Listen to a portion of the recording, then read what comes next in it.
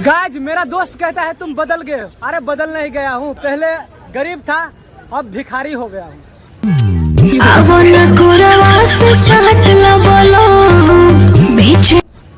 हो गया हूँ या हो गई हूँ।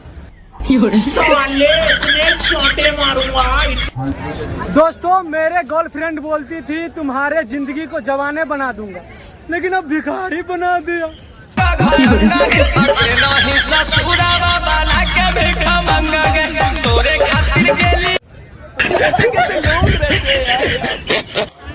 गाज दूध में दूध डालो तो बन जाता है पनीर, और दूध में चावल डालो तो बन जाता है खीर। और हमें एक नया बीमारी है, उसका नाम है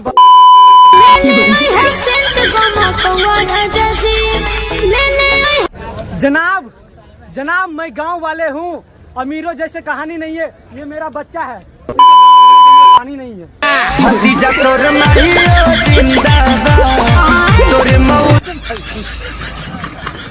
कम है सर, हमारे साथ सौर मिल गया है, कोई चीज का डर नहीं है। पावर है मेरे साथ, पावर।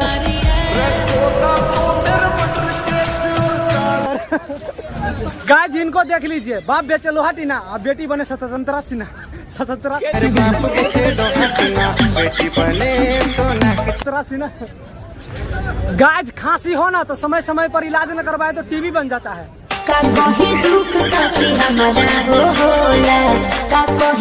आगे आगे आगे याद है नहीं।